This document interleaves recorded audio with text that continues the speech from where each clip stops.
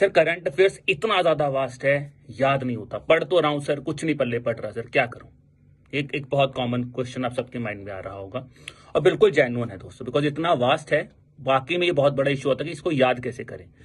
इसको क्या करना है दोस्तों, उससे पहले एक छोटी सी चीज मैं आपसे डिस्कस करना चाहता हूं।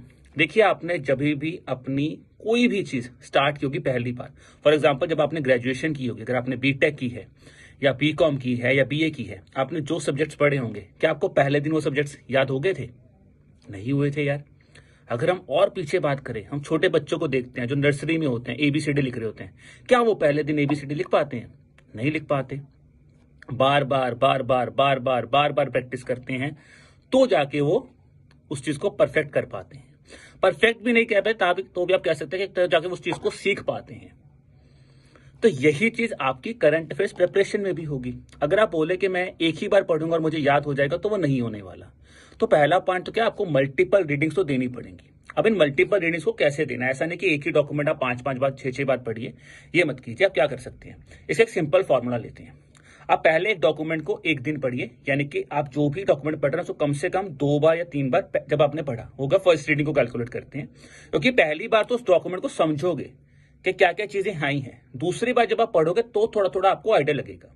ये हुआ।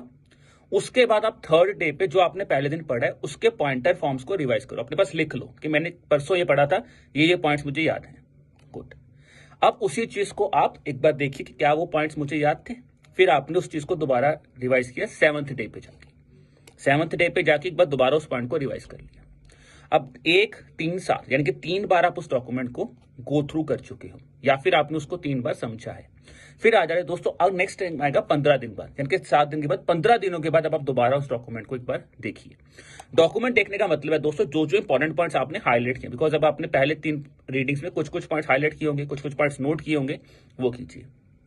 फिर आते हैं दोस्तों, नेक्स्ट आता है जब आपने ये वाला सर्कल कंप्लीट कर लिया है, तो उसके बाद कोशिश कीजिए हर महीने में एक बार जो चीज आपने पढ़ी है पिछले मंथ्स में, उनको एक बार जरूर पढ़ो।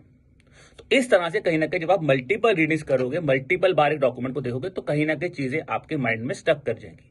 क्या वो चीजें आपको रट जाएंगी? रट्टा मारना यहाँ पे पॉइंट, बिकॉज ये यूपीएससी एग्जामिनेशन है।